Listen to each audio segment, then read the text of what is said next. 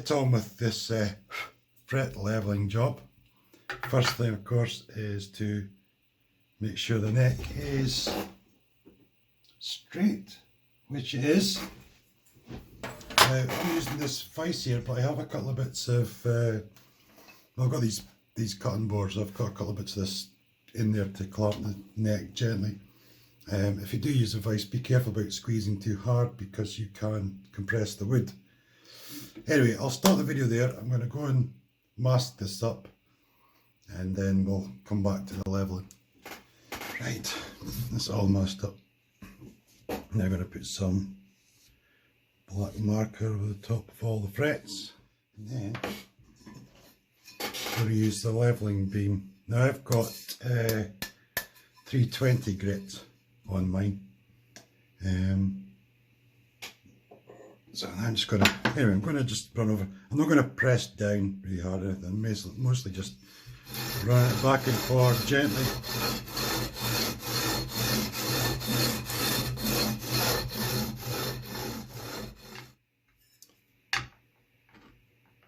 Still a little bit there, still a little bit there. There's an exceptionally high fret for some reason, that one. This is why I use a leveling beam. Try and cover them all, and also use the fret rocker after the leveling beam.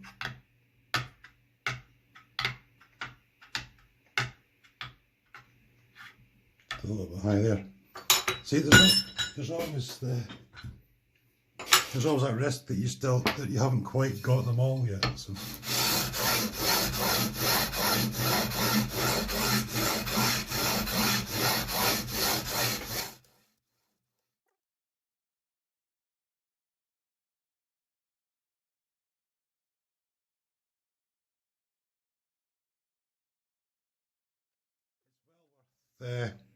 Checking the fret rocker and sorting out any extra little high bits you might have. It's worth it now, because otherwise you'll just find them later and they'll be really annoying.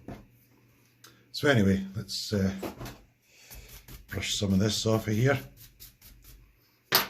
Just remark the frets.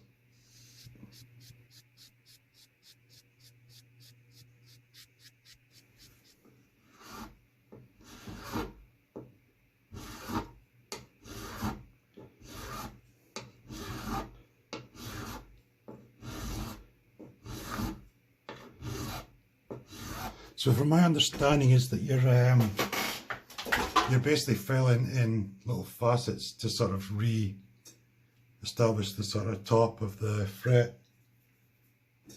That's the idea with these triangular files. That's what you're meant to be doing. Anyway, I'll carry on and file the rest of these and I'll catch you in a little minute. So that's them all done.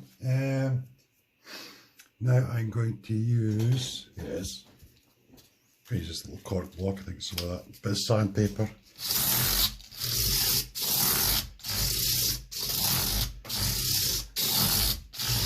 You can even use fret rubbers or whatever, you know, whatever you want really, anything.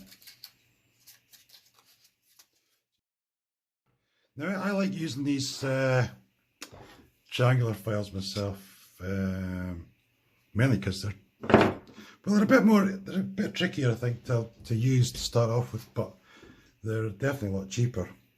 You get those special files like Z files and stuff, but then you need different size for all different sets of frets. Anyway, fret rubbers. Rub the sides, up the middle, rub the whole lot. You've got to do this through all the grits thoroughly, because now that the frets are kind of back in shape, you've got to get them all shiny again and smooth and lovely. Right, well that's me finished with the fret rubbers. Now I'm going to put this Autosol metal polish for cars and stuff. I think you probably get better stuff out there, but this is this brings them up really nice though. So.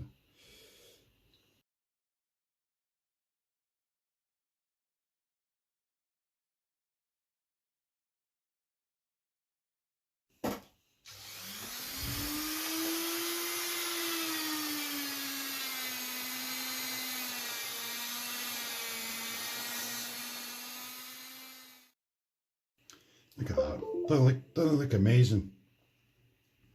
Well, me being me, I'm going to do it again. I like to do it twice, I don't know. I don't know if it makes them any better, but... Next job is to get all this stuff off the fretboard. Get all this tape off. Get it everywhere. Get all the gunk everywhere. It's quite messy, isn't it? The Dremel's quite messy, but enough to make a nice shine. Right, so what's next? Well, next up is to get some stuff on the fretboard. I'm going to use this F1 oil. Apparently it's supposed to be really good, although I haven't really used it much myself. I normally use the Dunlop stuff, but there's a lot of people recommending this stuff, so what the heck. Let's just give this fretboard a good dose of this, whatever it is.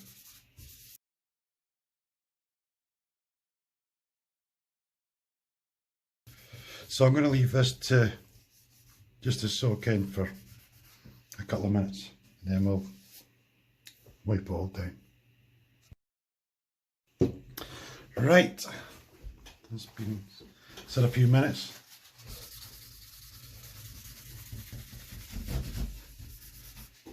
Ugh, get all the gunge off my frets as well. So, all done. Look at that, isn't that beautiful? Gorgeous. The colour, nice and shiny and lovely, lovely jubbly. Yeah, I do like using the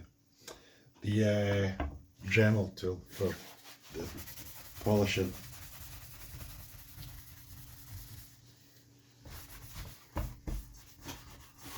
I always put too much, I always put more fretboard oil stuff on than I need.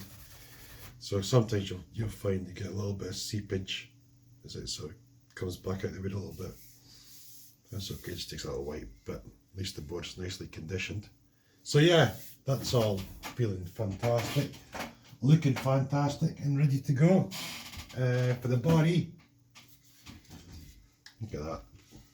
It's got that kind of like, it's almost like an oil finish or something, but it's just totally even, isn't it? Even, smooth, lovely. You know? If you get any sort of, you might find you have a little bit, just feels a bit rough or something. It's very simple. Just get some 2000 grit, give it a light rub over the top. A little white. Look, there's, I don't know. Try to get the light to the right angle. But yeah, matte lacquer is fantastic. No scratches, nothing. You know, it's not like dealing with gloss. Gloss is a whole different ballgame. It's a lot more work just to stop that, you know, to polish it up, and every step beforehand has to be more perfect than ever, because once you put the gloss on, any defects like just really stand out.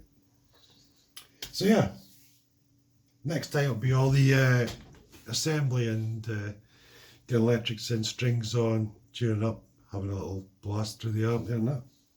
So see you next time for the final video. Cheers!